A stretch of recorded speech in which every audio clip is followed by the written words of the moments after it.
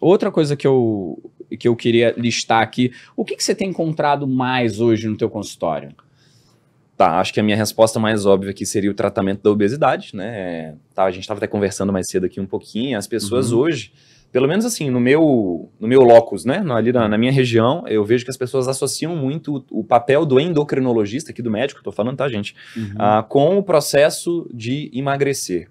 E acaba que isso repercute um pouco no meu trabalho, então eu atendo muito o paciente que está querendo buscar ali a obesidade. Desculpa, tratar a obesidade. Mas também atendo muito, desordens tiroidianas, então especialmente a questão autoimune, que é a doença de Hashimoto, tiroidite Hashimoto, e atendo muito mulheres na menopausa, né, que é um período ali que existe uma transição imensa nos hormônios da mulher, e isso acaba se manifestando em sintomas, em vulnerabilidades, né, então é um público que eu atendo bastante também. Legal. Como que você faz para lidar, quando você trata de doença autoimune, invariavelmente a gente vai falar sobre alguns alimentos que são colocados no centro da discussão em desordens autoimunes, e isso acaba se extrapolando para tudo, foi aquele corta leite, corta glúten, corta tudo, né? É a dieta do 100, sem glúten, sem lactose, sem, quer dizer, não sobra nada. Como que você faz para transitar nesse mundo? Porque a gente tem as evidências de que, de fato, alguns alimentos para determinados indivíduos que têm uma intolerância àquele alimento, como a intolerância à lactose, a alergia à proteína do leite de vaca, como que você faz para... Isso é um mito bom, a gente esqueceu de falar sobre isso. Sem dúvida, sem dúvida. Como é que você se situa aí? Porque a gente tem pessoas que não vai fazer bem o glúten, que não vai fazer bem o leite, e sem condenar o alimento, não é o alimento que é o problema é o indivíduo que não está preparado para ele. Exato. Bom, aí você falou tudo, né? Eu acho que a eu questão quero na tua prática. Como é que você atua? Porque eu não estou atendendo, então para mim é muito confortável. Eu estou aqui de bastidora, né? Perfeito. Então a questão da retirada do alimento, eu tenho um entendimento que é esse que você falou, que cada pessoa reage ao alimento de formas diferentes, e se não há uma reação negativa, bom, tá tudo bem, a princípio tá tudo bem, ele pode permanecer ali naquele contexto. Guilherme, isso é carta branca para que você forneça excesso? Eu considero que também não. Legal, então vamos trazer aqui para o nosso contexto. O equilíbrio, tá? Eu gosto disso, eu gosto dessa tua fala.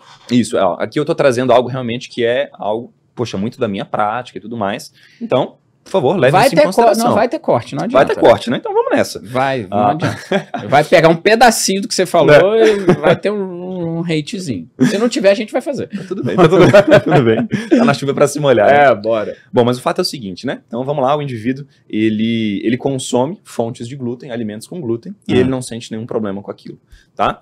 Guilherme, como assim? O que você falou sobre não ser carta branca para consumir de forma deliberada? Então, na minha prática, eu entendo que tudo bem, se ele não reage diante daquilo, nós não devemos, então, colocar no café da manhã, no lanche da manhã, no almoço, no lanche, no jantar. Ou seja, uma reexposição constante.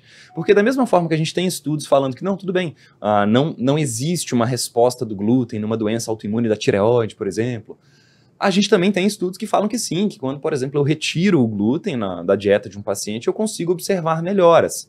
Sejam elas clinicamente relevantes ou não, eu consigo observar melhora. Então, o meu entendimento diante desse tiro cruzado que a gente falou aí, é de que, poxa, tudo bem, eu não preciso retirar, mas ao mesmo tempo, será que faz sentido eu deixar de forma muito deliberada na dieta? Então, a minha forma de trabalhar é essa, é de procurar um caminho do meio, é de realmente falar assim, tudo bem, você responde bem ao alimento, então vamos manter. Mas, no seu jantar, podemos usar uma fonte alternativa, uma fonte que de repente não tem o glúten? Show, então a gente equilibra. Né? Então, a minha forma de perceber isso é essa. Né? E, infelizmente, hoje, os testes laboratoriais, tudo mais que a gente tem para identificar sensibilidades aos alimentos, não são muito bons.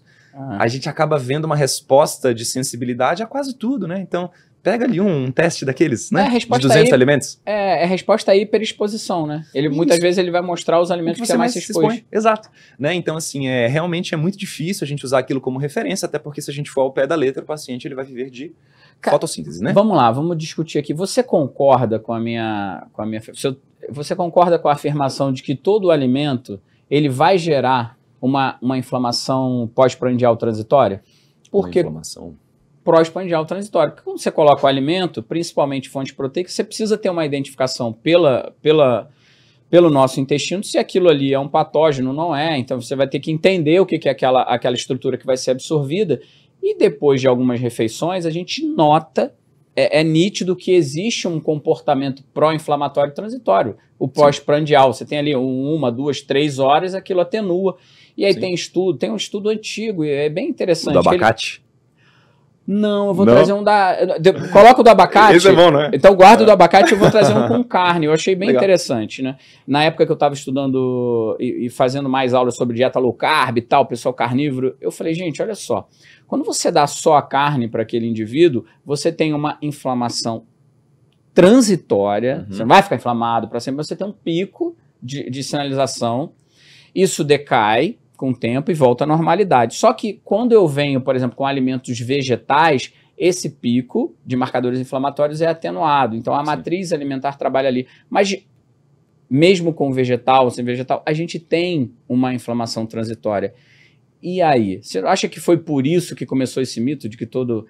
Porque se a gente for falar de inflamação, a gente vai ter que dizer que todo alimento, a partir do momento que você ingere ele, ele vai gerar algum grau de perturbação na... Pode ser ou não? Faz muito sentido o que você está falando, tá bom? E aí, só para trazer aqui a questão do... Traz o abacate, então. Isso, desse estudo, ele é muito semelhante, na verdade. Os indivíduos do estudo, eles foram expostos, né? Eles foram submetidos, um dos grupos, né? Ao consumo da carne vermelha na forma de hambúrguer, e o outro, esse hambúrguer, ele tinha como se fosse, eles chamam de Hess avocado, né? Então é como se fosse uma pastinha de abacate colocada ali junto, e eles mostram que a presença do abacate, em virtude, né, dos fitoesteróis, em virtude do perfil de gorduras dele, dos fitoquímicos, ele atenua a resposta inflamatória, mas veja, não zera. Então faz muito sentido. É isso, eu estava um pouco meio que de não zera.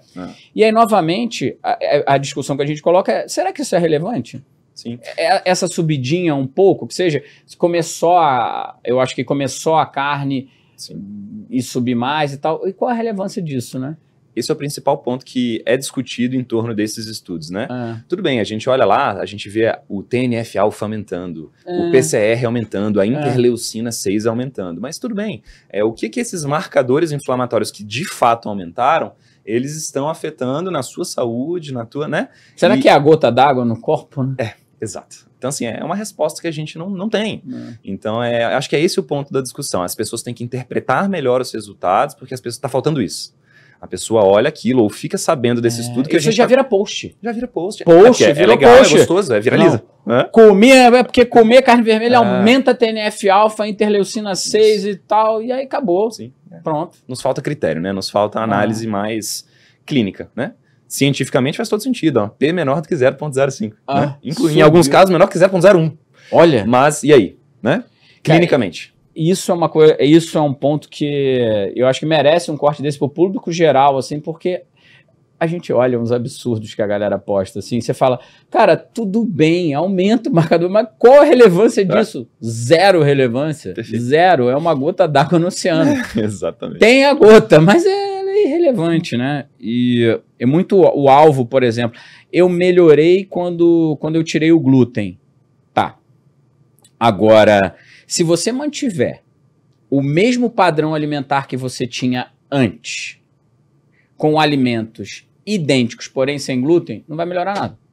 Na maioria das pessoas, porque você vai comer bolo sem glúten, pão sem glúten, bolacha sem glúten, tudo sem glúten, vai comer farinha o dia inteiro. Então, muito da melhora atribuída à dieta de exclusão é por conta, quando você retira o glúten, você tira farinha em geral, né? Sim, você tira o você trigo tirou outras geral. coisas juntos, né? E não é uma crítica para a retirada do glúten, porque a gente já colocou que o Gui já colocou que em algumas situações ele é um adjuvante do tratamento. E dá resposta. E dá resposta. Isso, exato. Então, assim, a gente tem que saber usar a ferramenta no consultório. Eu já usei. E falo aqui, pode fazer corte. Tá? Mas é basicamente o seguinte, se você sabe usar bem a ferramenta, ela te traz resultados positivos. Eu já usei dieta de exclusão de glúten em paciente com Hashimoto, cara, e anticorpo anti-TPO, desceu geral. Olha, então, isso é muito bom. E, gente, só para explicar, o anticorpo anti-TPO é o que exprime o ataque à glândula tireoide, né? Ele está manifestando ali que minha glândula está sendo atacada. Então, quando ele diminui, é bom. Né? Tá. E aí, isso que eu acho que gera essa confusão para o público, né? E a hiperexposição, eu gostei desse ponto que você trouxe. A monotonia alimentar. Total. Se a gente for...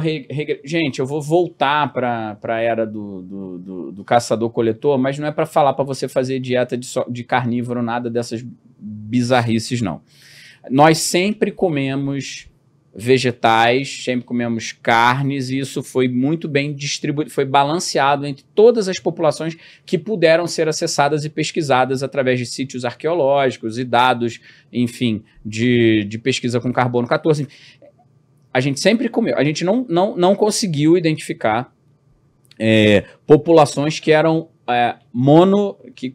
monocultura, só comiam vegetais, que só comiam carne, ou que só comiam peixe. A gente sempre variou. Algumas populações comiam muito mais do que outras e tal, mas isso também não gera uma crítica a quem segue um regime vegetariano por questões ambientais e ideológicas. Eu não quero matar animal, perfeito, ganhou, não precisa nem discutir. Não há ciência que vá contra uma opção de, cara, eu não quero sacrificar um outro bicho, ganhou, não precisa discutir, eu não discuto.